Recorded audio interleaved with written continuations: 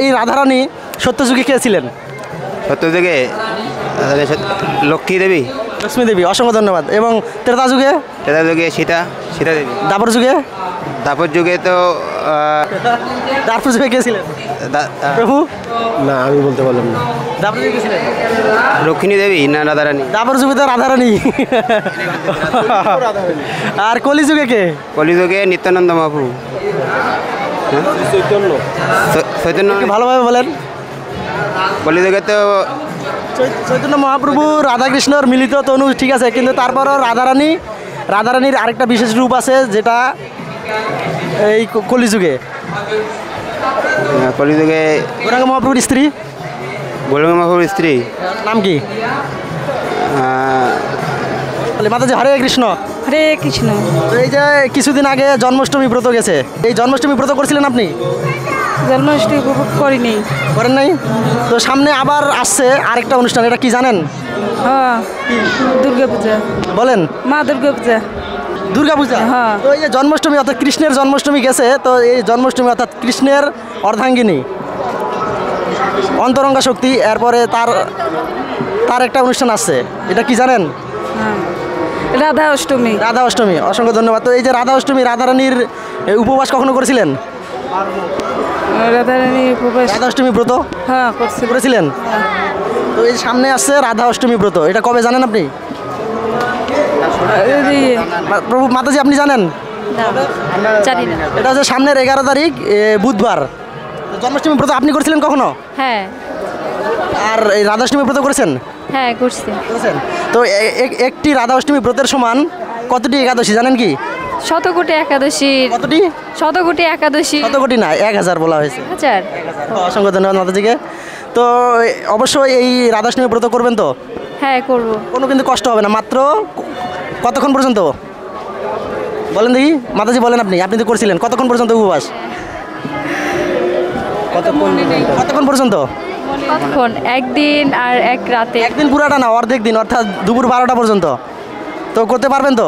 হ্যাঁ, পারবো। 12টা পর্যন্ত কিন্তু অনেকে কিন্তু এরকম যে 12টা বাজে ঘুম থেকেই ওঠে, অর্থাৎ প্রথম খাওয়া কিন্তু 12টার আগে অনেকের হয় না। তো এটা কিন্তু অনেক সহজ। তো আমরা অবশ্যই আপনারা রাধাষ্টমীর ব্রত করবেন তো মাতাজি? হ্যাঁ, করব। অর্ধেক বেলা কিন্তু। আচ্ছা, করব। এটা কবে? সামনের বুধবার। সামনে বুধবার 11 তারিখ। অসংখ্য ধন্যবাদ। হরে কৃষ্ণ। তো আমাদের মন্দিরে রাধা অষ্টমীর ব্রত, রাধা অষ্টমীর অভিষেক হবে এবং অভিষেক দর্শন করতে পারবেন এবং প্রসাদের আয়োজন আছে। আপনারা আসবেন তো? অবশ্যই। চেষ্টা করবেন আসার জন্য, যদি আপনাদের কাজ না থাকে, তাই তো প্রভু? আসবেন? হ্যাঁ, ঠিক আছে মাতাজি? হ্যাঁ, আসবো। অসংখ্য ধন্যবাদ। আর অবশ্যই ব্রত করবেন কিন্তু, এবং আগের দিন এবং পরের দিন কি করতে হবে? নিরামিষ খেতে হবে। জি। অসংখ্য ধন্যবাদ। হরে কৃষ্ণ। কৃষ্ণ। প্রভু এই যে আমাদের জন্মাষ্টমী কিছুদিন আগে গেছে, তাই তো? এই যে জন্মাষ্টমীর পরে এখন সামনে আরেকটা অনুষ্ঠান আসছে, কি? রাধাষ্টমী। রাধা অষ্টমী, অসংখ্য ধন্যবাদ। তো এই রাধা অষ্টমী কবে জানেন আপনি? 8 তারিখে। হ্যাঁ, 8 তারিখে। বুঝি না। 8 তারিখে। 8 তারিখ না, 11 তারিখ। 11 তারিখ। 11 তারিখ বুধবার। অসংখ্য ধন্যবাদ। তো এই রাধা অষ্টমী ব্রত কখনো করছেন আপনি? হ্যাঁ, আগেবার করছি। করছেন না? তো এই রাধা অষ্টমী ব্রত এটা কতক্ষণ? 12টা পর্যন্ত। 12টা পর্যন্ত। অনেক সহজ, তাই তো? সকালে করতে পারবে তো? হ্যাঁ, সকালে। তো অনেকে কিন্তু এরকম যে 12টা বাজে ঘুম থেকে ওঠে, তো এরকম কিন্তু কোনো খিদে লাগার কথা না, তাই তো? তো 12টা পর্যন্ত অনেকের সকালবেলার ফার্স্ট টাইম নাস্তা হয়ে যায়। তো এই একটা রাধা অষ্টমী ব্রত সমান কতটি একাদশী জানেন কি? 80 লক্ষ না 90 লক্ষ শুনছিলাম। কয় লক্ষ জানি শুনছিলাম, সঠিক খেয়াল নাই। সঠিক খেয়াল নাই। অসংখ্য ধন্যবাদ প্রভুকে। তো একটি রাধা অষ্টমী সমান হচ্ছে 1000 একাদশী ব্রতের ফলের সমান, তাই 1000। তো আসলে এরকম না যে আমরা একটা রাধা অষ্টমী করবো বিধায় একাদশী কিন্তু আমরা বাদ দিয়ে দিব। আপনারা একাদশী করেন তো? জি। প্রভু আপনি? জি। অসংখ্য ধন্যবাদ প্রভুদের আমাদের সঙ্গে সময় দেওয়ার জন্য। তো অবশ্যই আমাদের মন্দিরে রাধা অষ্টমী অভিষেক হবে, আপনারা দর্শন করতে পারবেন এবং প্রসাদ পেতে পারবেন দুপুর 12টার পর। আসবেন তো? জি, অবশ্যই চেষ্টা করবো। প্রভু আসবেন? অবশ্যই চেষ্টা করবো। অসংখ্য ধন্যবাদ প্রভু। হরে কৃষ্ণ। হরে কৃষ্ণ। দাদাজি কেমন আছেন? ভালো। তো এই যে আমাদের জন্মাষ্টমী কিছুদিন আগে গেছে, তাই তো? হ্যাঁ। তো জন্মাষ্টমী করছিলেন আপনি? হ্যাঁ। তো এই যে জন্মাষ্টমীর পরে আমাদের আরেকটা অনুষ্ঠান আসছে, এটা কি জানেন? অষ্টমী। রাধা অষ্টমী। অসংখ্য ধন্যবাদ। তো এই যে রাধা অষ্টমী অর্থাৎ রাধারানীর কৃপা পাওয়া। তো রাধারানীর কি এই দিনে? জন্মতিথি। জন্মতিথি, আবির্ভাব তিথি। অসংখ্য ধন্যবাদ। তো রাধারানীর আবির্ভাব তিথি কি উপবাস করেন আপনি? হ্যাঁ করি। কতক্ষণ? সারাদিন না 12টা পর্যন্ত। 12টা পর্যন্ত, হাফ বেলা, অর্ধেক বেলা উপবাস। অসংখ্য ধন্যবাদ। তো মানে একটা রাধা অষ্টমী ব্রতের সমান কতটি একাদশী ফল লাভ হবে এটা কি জানেন? না সেটা জানি না। একটি রাধা অষ্টমীর সমান 1000 একাদশী ব্রতের উপবাসের ফলের সমান। ও আচ্ছা। তো এই রাধা অষ্টমী ব্রত করবেন তো? হ্যাঁ অবশ্যই করব। অসংখ্য ধন্যবাদ মাতাজিকে। তো এই যে রাধারানী আসলে এই কলিযুগে কে ছিলেন? কলিযুগে সেটা তো জানি না। জানা নেই? অসংখ্য ধন্যবাদ মাতাজিকে। হরে কৃষ্ণ। হরে কৃষ্ণ। হরে কৃষ্ণ। প্রভু কেমন আছেন? ভালো, আপনি ভালো আছেন? এই তো অসংখ্য ধন্যবাদ প্রভুকে। তো এই যে আমাদের কিছুদিন আগে জন্মাষ্টমী গেছে, তাই তো? হ্যাঁ প্রভু। তো এই জন্মাষ্টমীতে কৃষ্ণের যে অভিষেক হয়, অভিষেক করিয়েছিলেন আপনি?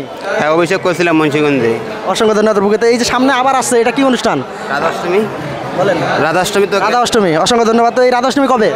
রাধাষ্টমী তো গেছে মনে হয়, চলে বলেন। রাধাষ্টমী মানে শেষ হয়ে গেছে। সামনে আছে আরো, এখনো শেষ হয়নি, আসেনি।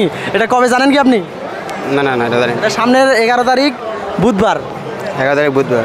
অসংখ্য ধন্যবাদ প্রভুকে। তো এই যে রাধা অষ্টমী ব্রত তো করছেন আপনি, হ্যাঁ প্রভু করছি। তো সবসময় মন্দিরে আপনাকে দেখি। তো এই রাধারানী সত্যযুগে কে ছিলেন? সত্য থেকে লক্ষ্মী দেবী। লক্ষ্মী দেবী। অসংখ্য ধন্যবাদ। এবং ত্রেতা যুগে? তেতার যুগে সীতা দেবী। দাপর যুগে?